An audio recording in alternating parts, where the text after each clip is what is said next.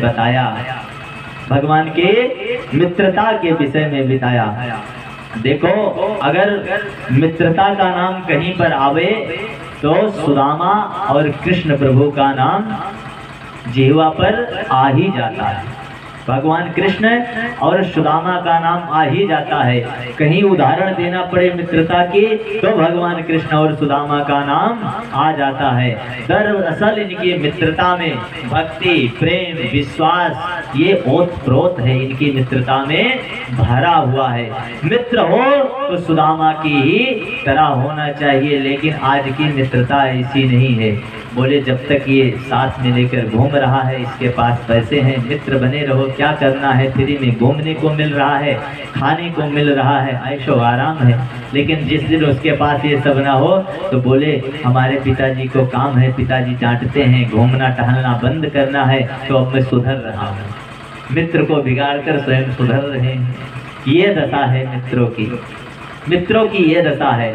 मित्रता का कहीं नाम आवे तो सुदामा और भगवान श्री कृष्ण का नाम जीवा पर आ ही जाता है।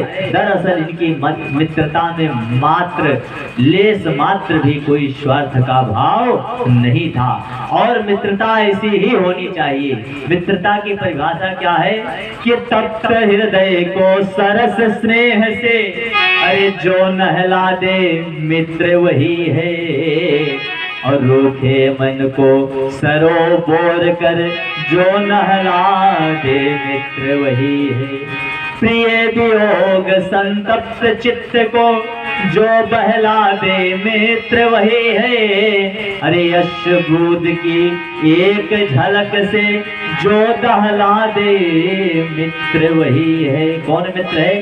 तप्त हृदय को, जो हमारा हृदय किसी कठोर वेदना से तड़प रहा हो और उसके आ जाने से वह वेदना मिट जावे, तड़प मिट जावे, समझना वही आपका सच्चा मित्र है। और रूखे मन को सरोवर कर जो नहला दे मन वही मित्र वही है। मान लीजिए हम बहुत उदास हो और बैठे हो, लेकिन वो आवे तो मेरा मन प्रसन्न हो जावे, तो समझना वही आपका असल में मित्र है। और प्रिय वियोग संतप्त चित्त को जो नहला दे मित्र वही है, जो बहला दे मित्र वही है। मान लो हम अपने किसी बहुत प्रिय के वियोग में संतप्त हो रहे हो, मान लीजिए हमारे पिता की साया हमारे ऊपर से उठ गई हो और हम उसकी तरफ में रो रहे हो, रुदन कर रहे हो, लेकिन उसके आ जाने से मेरा दिल बहल जाए, पिता की याद भूल जाए और उसी में पिता की परछाई दिखने लग जाए, वो होता है सच्चा मित्र। अश्रुबोध की एक झलक से, जिसके आंखों में मैं एक अश्रु की बूंद देख लूं तो ऐसा लगे कि मेरे आंखों से अश्रुओं का समुद्र बह पड़ा है, इसको वैसे व्यक्ति को देख लीजिए तो समझना वही आपका मित्र है। मित्र वो है जो अपने मित्र के दुख को, कैसे दुख को, राई के दाने, सरसों के दाने के बराबर दुख को देखकर पहाड़ के समान समझे और उस समय अपने पहाड़ से दुख को राई के दाने के समान समझे, वही असल में सच्चा मित्र है। मित्रता में बड़ी परिभाषा आती है, रामचरितमानस में भी एक मित्रता आती है। किसकी? सुग्रीव और भगवान राम की।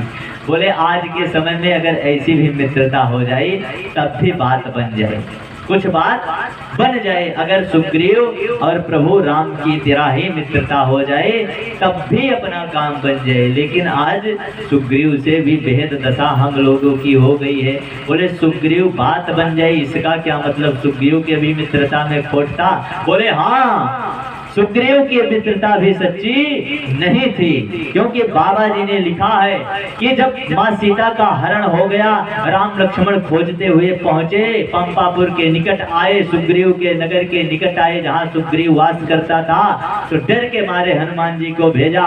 हनुमान जी आए, सब कुछ पता किया और भगवान से कहते हैं कि प्रभु सुनो, मेरा एक मित्र है जिसका नाम सुग्रीव है, अगर आप उससे मित्रता कर लोगे तो बात बन जाएगी। कैसे?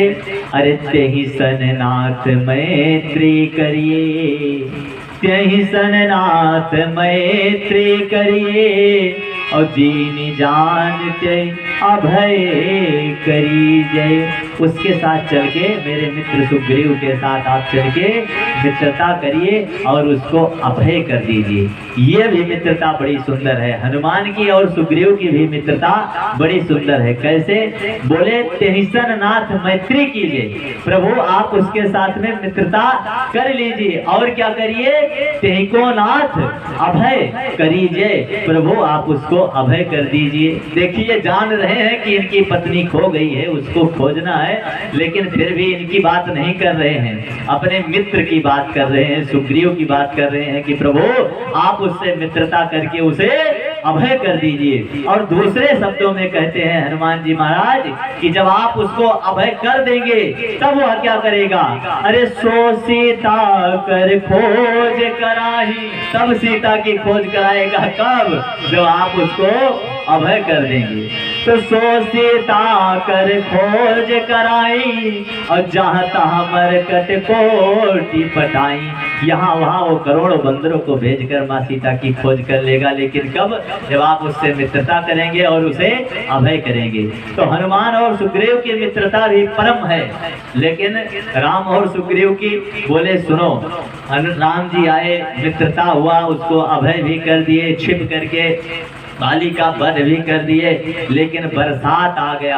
अब जब बरसात आ गया तो क्या हुआ? 4 महीने बरसात के निकल गए, ये दोनों भैया गुफा में बैठे हैं। अब भगवान राम सोच रहे हैं बरसात का भी समय निकल गया, सुग्रीव ने तो हमसे वादा किया था और वादा मैत्री मैंने की, सबसे पहले उसके कार्य को भी संवार दिया, फिर भी ये तो मुझे भूल कर बैठा है, सुग्रीव भूल करके मुझे बैठा है कि सुग्रीव वही सुधि मोरी बिसारी और पावा राजकोष पुर नारी। ये कैसा मित्र है भाई? उसी मित्र ने तो सब कुछ उसे दिया, राज दिया, पुर दिया, वासियों को दिया, प्रजा दिया, सुखी जीवन दिया और उसे ही भूल गया। तो ये कहाँ मित्रता है? कहाँ मित्रता है? बोले आया तो था, मरकटों को भेजा तो था। बोला भेजा तो था, लेकिन आगे सुनो क्यों भेजा? भेजा क्यों?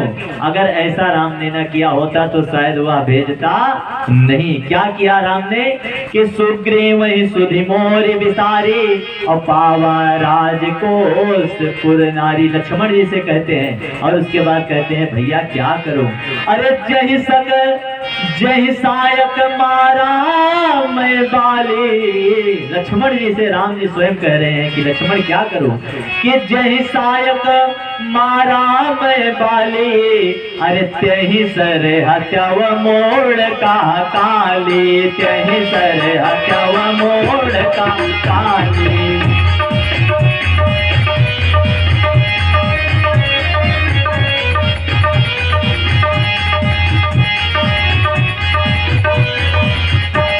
लक्ष्मण क्या करूं? क्या जिस बाण से मैंने बाली को मारा था उसी बाण से आज उस मूर्ख का वध कर दूं क्या? ऐसा सोच रहे हैं। लक्ष्मण जी से कह रहे हैं लक्ष्मण जी भैया आप काहे को परेशान होते हो, अभी आपका छोटा भाई है। अच्छा देखो राम जी कहीं पर जाते हैं तो लक्ष्मण जी को साथ में लेकर जाते हैं, और जिस दिन लक्ष्मण धरा से चले गए उस दिन भगवान भी धरा पर नहीं रहे, वो भी चले गए। क्यों? बोले ये राम जी के क्या है? आसन है। अब जब आसन ही नहीं रहेगा तो व्यक्ति बैठेगा कहाँ? आसन जब तक धरा पर रहा तब तक भगवान धरा पर रहे, और जैसे ही आसन वैकुंठ पहुंचा तैसे भगवान भी धरा को छोड़कर वैकुंठ चले गए।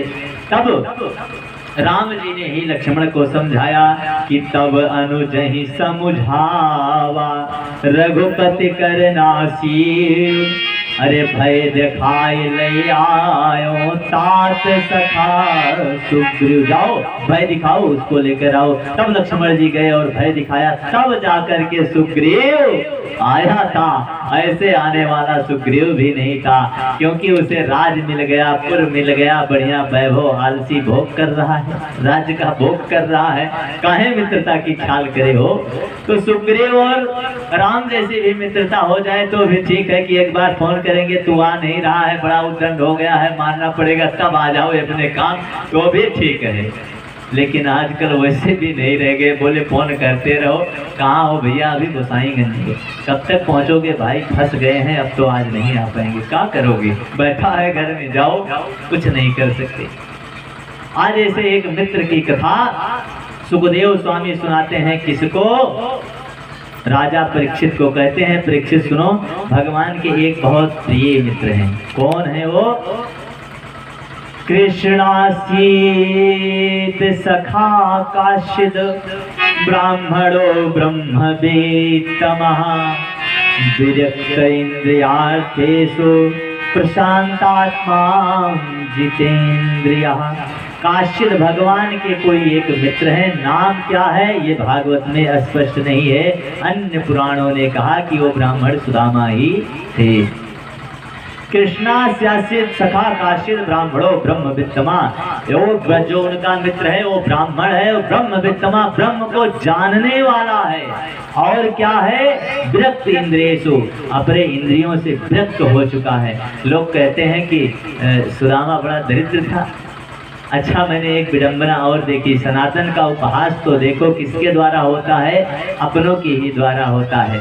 एक जगह कथा हो रही थी, जा रहे थे, बाइक से थे तो कथा थी तो थोड़ा धीम किए और भगवान को नमस्ते दंडवत किए अपना हम भी। तो वहाँ पर झांकी चल रही थी, किसकी? कृष्ण और सुदामा की। क्या झांकी थी भैया? सुदामा जी फटे कपड़े पहने हैं और एक थी टूटा कटोरा लिए हैं, एक लाठी लिए हैं और बीच में घुस करके जनता से भैया दे दो, भैया दे दो। अब बताओ इस दृश्य का क्या मतलब है? सुदामा ने आजीवन भिक्षा ना मांगने का प्रण कर रखा था और दिखाते क्या है झांकियों के माध्यम से, जो हमारे आने वाले बच्चों पर इसका प्रभाव पड़ेगा, इसी का प्रभाव पड़ेगा जब वो यही देखेंगे कि सुदामा मांग रहे हैं कटोरा लेकर।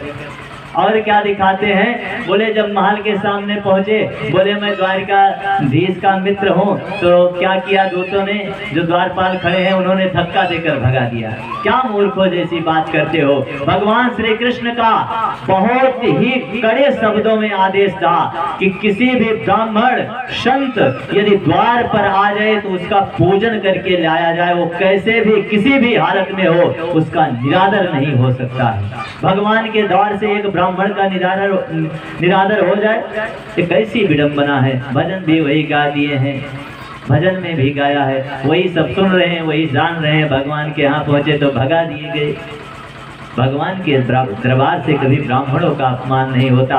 सुखदेव स्वामी कहते हैं विरक्त इंद्रियेषु, अपने इंद्रियों से विरक्त हो गए हैं, इंद्रियों में उनका मन नहीं है। और भी कहा प्रशांत आत्मा, प्रशांत आत्मा मतलब बोले एकदम शांत है। भगवान के लिए कहा, भगवान के लिए क्या प्रयोग किया शांत के लिए? तो बोले शांताकारं भुजगशयनं पद्मनाभं सुरेशं विश्वाधारं गगन सदृशं मेघवर्णं शुभांगं लक्ष्मीकान्तं कमलनयनं योगविन्द्यानुगम्यं वन्दे विष्णुं भवभयहरं सर्वलोकैकनाथं।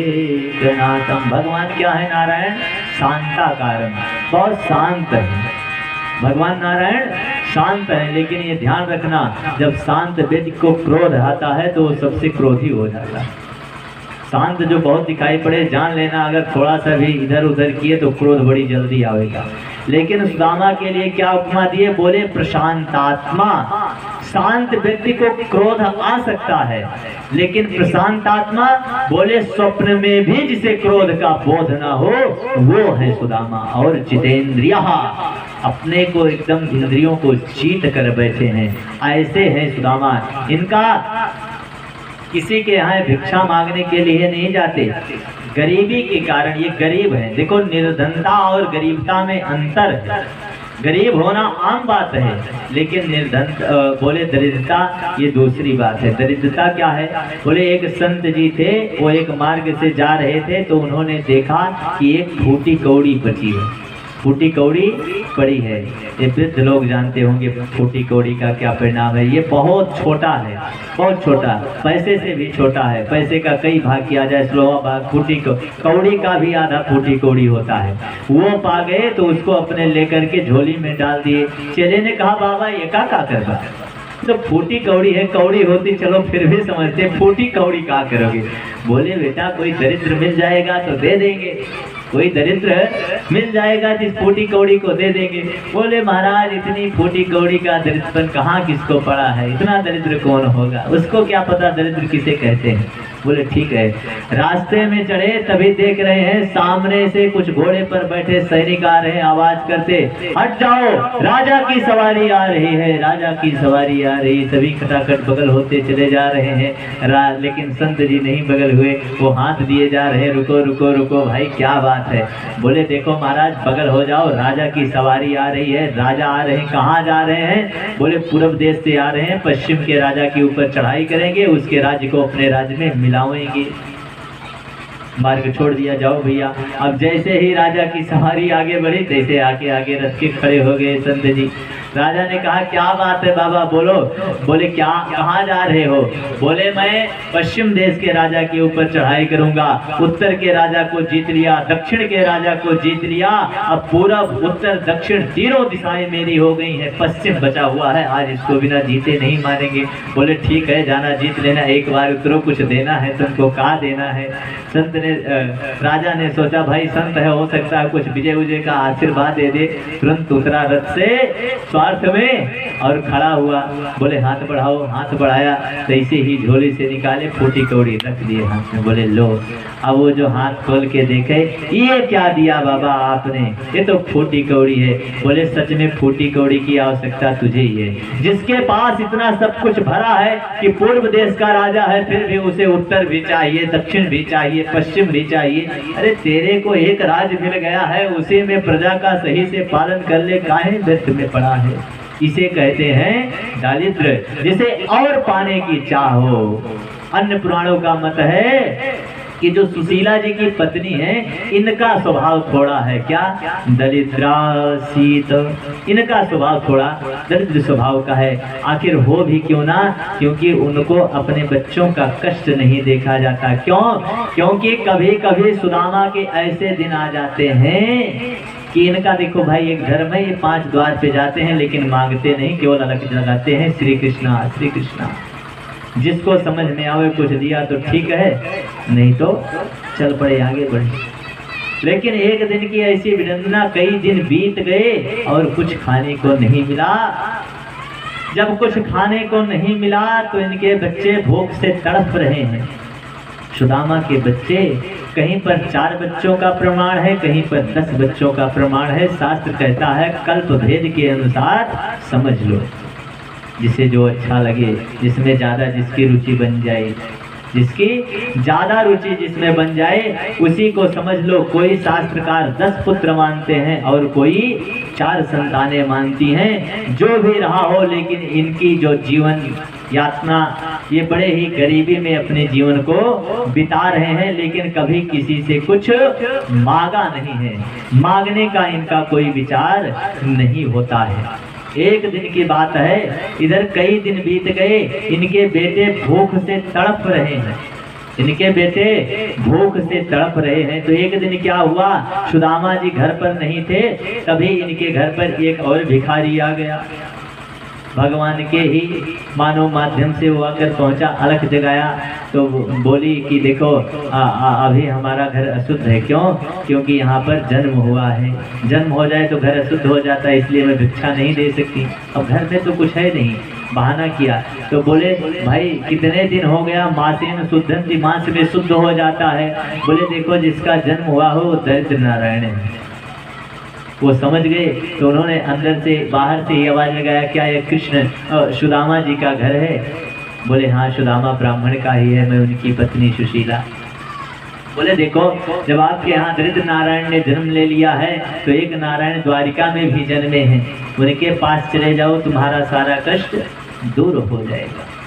तब एक दिन अपने बच्चों का कष्ट देख करके सुदामा से उनकी पत्नी ने कह ही दिया कि प्रभु हे सुदामा, ऐसा करो कि आप भगवान श्री कृष्ण के पास जाओ तो हमारी निर्धनता दूर हो जाएगी। सुदामा कहते हैं, ना प्रिया क्या कहती हो, मैं उसके द्वार जाऊं? सच में वो तो मेरा मित्र है, लेकिन मैं उसके द्वार जाऊं कुछ मांगने के लिए, ये मुझसे नहीं होगा, ये मुझसे नहीं होगा।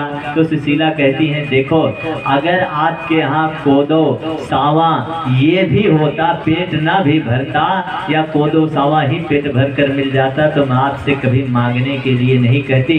लेकिन यहाँ पर ये दशा हो गई है कि जल से भी प्यास बुझने वाली नहीं, जल भी दूसरे के यहाँ से लाना पड़ता है। कि कोदो सवा जुरितो भर पेट, तो चाहत नहीं दज दूध मठौती। तो मैं दूध खाने की इच्छा नहीं करती हूँ, दही खाने की इच्छा नहीं करती हूँ।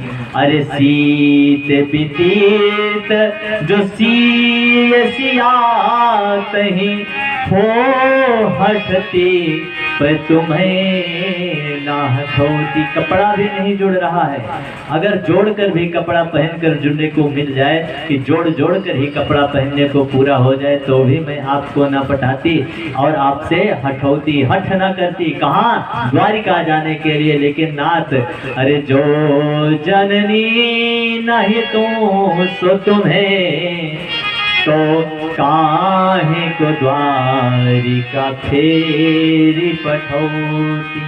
लेकिन या घर ते न गयो कबहू पिया, या घर ते न गयो कबहू पिया, टूटोता वाओ फूटी कठौती। फूटा तावा पड़ा है, कठौती है जिसमें जल भरना है, वो भी टूटा ही है, वो भी समूचा नहीं है, क्या करो। लेकिन सुनो स्वामी, मेरा मानना है कि आप भगवान से मांगने के लिए क्यों जाते हो? भगवान से मांगने के लिए मैं कहाँ कह रही हो, भगवान से मांगने के लिए नहीं कह रही हो, तो बोले दर्शन करने के लिए जाओ, भगवान का दर्शन करने के लिए आओ। सुशीला ने बात बदल दिया कि भाई देखो इस भक्त हैं, दर्शन का बहाना करेंगे तो चले जाएंगे। देखो पिया, नाम लेत चौगुनी, भगवान का नाम लेने से चौगुना फल है। कि नाम लेत चौगुनी और गए थे द्वार सौगुनी, द्वार पे जाने से 100 गुना हो जाएगा। अरे देखत सहस्त्र गुनी, जैसे ही आप कृष्ण को देखेंगे 1000 गुना फल मिल जाएगा। और प्रीति प्रभु मान है। ऐसे ही है, आखिर मंदिर में लोग क्यों जाएं, घर में ही करते रहे दर्शन भगवान का स्मरण। लेकिन बोले अगर यहाँ अपने से 4 गुना फल मिलना है, मंदिर के द्वार पर पहुंच गए, 100 गुना मूर्ति का दर्शन कर लिया, तो 1000 गुना फल मिलता है। लेकिन मूर्ति दर्शन का भी एक नियम है। कैसा नियम है? बोले सब सामने पहुंचो तो स्पर्श कभी भी मूर्ति का नहीं करना चाहिए, कभी भी भूल कर भी मूर्ति का स्पर्श नहीं करना चाहिए। सामने खड़े हो, परमात्मा तो निराकार है, ये तो मूर्ति इसलिए है कि हमारे मन में एक रूप बने जिसका मैं साधना कर सकूं, ध्यान कर सकूं, योगाभ्यास कर सकूं। सामने खड़े हुए आंखों को आंख से देख करके तुरंत अपनी आंखों को मूंद लो और बाहर निकल जाओ, क्योंकि यह मन बड़ा ही प्रबल है। ये कब विषयों में आसक्त हो जाए कोई नहीं जानता, हो सकता है कब गंदा विचार उत्पन्न हो जाए। बहुत से लोग कहते हैं देखो भाई आत्मा परमात्मा के स्वरूप ही आत्मा है। बहुत से लोग कहते हैं हम हो के परमात्मा में जाने, लेकिन ऐसा नहीं है, ऐसा नहीं है। परमात्मा के अंश तो हम लोग हैं, लेकिन हम लोग अंश मात्र हैं। अंश कैसे होता है? समझो जैसे गंगा जी का जल हो, गंगा बह रही हो, आप जाओ गंगा स्नान करो, एक पात्र गंगा से जल निकाल लो और उस पात्र का जल लेकर आओ, पूजा के लिए द्वार पर रख दो, तभी कोई सुअर आवे और उस गंगा जल में अपना मुख डाल दे। अब सही बताना, उससे पूजा करोगे कि नहीं? पूजा करोगे उस गंगा जल से? नहीं करोगे। और वही सुअर बोले गंगा में रातों दिन लोटत पोटत रहा है, लेकिन फिर भी गंगा जी शुद्ध है। तो वैसे वो गंगा का जल अंश है और गंगा सामर्थ्यवान है, परमात्मा के स्वरूप में है। वैसे हम जीव भी हैं, हम अपवित्र होते हैं तो मूर्तियों को बार बार स्पर्श नहीं करना चाहिए। और भी एक बात है, मंदिर में कभी भी जावे, दर्शन करे, फेरा लगावे, तो जब मंदिर के पीछे भाग पर पहुंचे तो कभी प्रणाम नहीं करना चाहिए। लोग बोले इसे अथवा फेरते चलेंगे देवलिया पे, पिछवा पहुंचे तो वो 3 बार जय काली माई, जय चंडी माई। बोले जैसे ही आप मंदिर के पीछे दीवार पर प्रणाम करते हैं, मूर्ति के पीछे प्रणाम करते हैं, तब तैसे ही आपके जीवन में किए गए समस्त पुण्यों का क्षय हो जाता है। कालेवन के पास बहुत ही पुण्य था, वो भी ब्राह्मणों की बड़ी सेवा करता था। भगवान कहे कि पहले इसके पुण्य को क्षमित करें, इसके पुण्यों को खत्म करें। तो बोले कैसे करें? बोले जब ये मेरे पीठ का दर्शन करेगा तो इसके पुण्य स्वतः ही नष्ट हो जाएंगे, और इसलिए पीछे पीछे दौड़ा कर मुझको उनके द्वारा उद्धार कर दिया। तो मंदिर में कभी जाओ तो मूर्ति के पीछे से प्रणाम वर्जित है, नहीं करना चाहिए। कहीं आज आप दर्शन के लिए जाओ, बोले बात तो तुम सही कह रही हो सुशीला, दर्शन के लिए भी चला जाऊं, लेकिन क्या करूं, अपने पास तो कुछ है ही नहीं। अपने पास है क्या? तो उसके यहाँ जाऊं तो सुना है कि 16,108 रानियां हैं, 10-10 संतानें हैं, एक कन्या भी है साथ में। सभी कन्या भी एक सभी के 10-10 पुत्र, ये 16,108 पत्नियां। अगर मान लीजिए बहुत शर्म करें और एक लड्डू के हिसाब से ले जाएं तो जोड़ लो कितना लड्डू हो जाएगा। हमारी सास कुछ नहीं इकट्ठा कर पाएगी, दर्शन को कहाँ जाएं। बोलिए आप परेशान मत होइए। आज पहली बार सुशीला घर के बाहर निकली है, किसी के द्वार पर कुछ मांगने के लिए खड़ी हुई, 3 मुट्ठी चावल मांग कर लाई, पोटली में बांध दिया और कन्हैया को दे दिया, सुदामा को दे दिया।